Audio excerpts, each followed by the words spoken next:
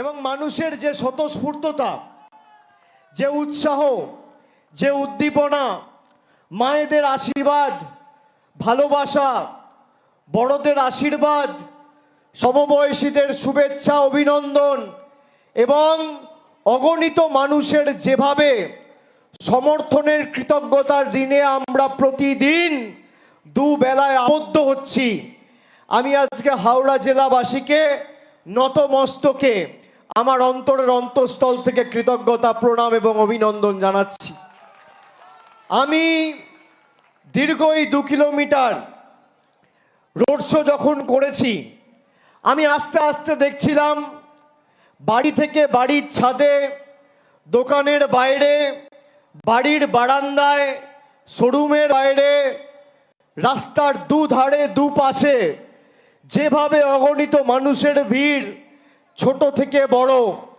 আমি মনে করি তৃণমূল কংগ্রেস যেভাবে সারা বছর মানুষের পাশে থাকে, নতুন করে নির্বাচনের সময় মানুষের কাছে আমাদের ভোট চাওয়ার দরকার পড়ে না। একটা ছাত্র যদি সারা বছর পড়াশুনো করে, পরীক্ষার আগে রাত জেগে তাকে পড়তে হয় না, টুকলি করে তাকে পরীক্ষায় পাশ করতে হয় না। আমরা সারা বছর মানুষের দুঃখে বিপদে মানুষের পাশে ছিলাম, আছি, আগামী দিন থাকব। আমরা সবার উপরে মানব ধর্মের নীতিতে বিশ্বাস করি। এই বাংলা সংস্কৃতির পুণ্যভূমি। নানা ভাষা, নানা মত, নানা পরিধান, বিবিধের মাঝে দেখো মিলন মহান। বৈচিত্র্যের মধ্যে একতার নীতিতে আমরা বিশ্বাস করি। আমরা বিশ্বাস করি বাংলা ধর্মে বিশ্বাস করে না, নির্বাচনের সময় কর্মে বিশ্বাস করে। আমরা ধর্ম করব, সবার ধর্ম করার অধিকার আছে।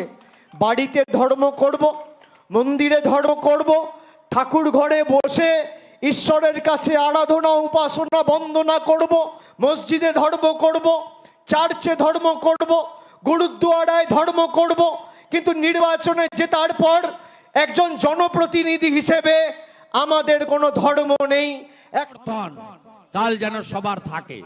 আমার জনজাতিরা দ্রৌপদী মুর্মুকে রাষ্ট্রপতি করেছে বিজেপি, তাই সবাইকে আমি জোহার জানিয়ে আমার জনজাতি মূলবাসীদের পদ্ম ফুলে ভোট দেওয়ার আবেদন জানিয়ে আমার বক্তব্য শেষ করলাম। ভারত মাতা কি, ভারত মাতা কি জয় শ্রীরাম। পরায়ণ, স্বৈরাচারী, অত্যাচারী যারা বাংলার মানুষকে 10 বছর ধরে লাঞ্ছিত, নিপীড়িত, বঞ্চিত, অত্যাচারিত, শোষিত করে রেখেছে, সেই অত্যাচারীদের উৎখাত করে বাংলা থেকে বিতাড়িত করার নির্বাচন। যে প্রধানমন্ত্রী 10 বছর আগে বলেছিল আচ্ছা দিন আসবে, আজকে আচ্ছা দিনের নমুনা কি? প্রধানমন্ত্রী 5-7 दिन आगे सभा করে বলেছে पिछला 10 साल में मेरा सरकार ने ट्रेलर दिखाया है, अभी अगर जीत के आऊंगा तो पूरा सिनेमा दिखाऊंगा, पिक्चर अभी बाकी है। আমি আপনাদের জিজ্ঞেস করতে চাই, মায়েরা যারা ছাদে দাঁড়িয়ে আছেন, রাস্তার পাশে রয়েছেন, বারান্দা থেকে শুনছেন, আমার কথা মনোযোগ দিয়ে শুনুন।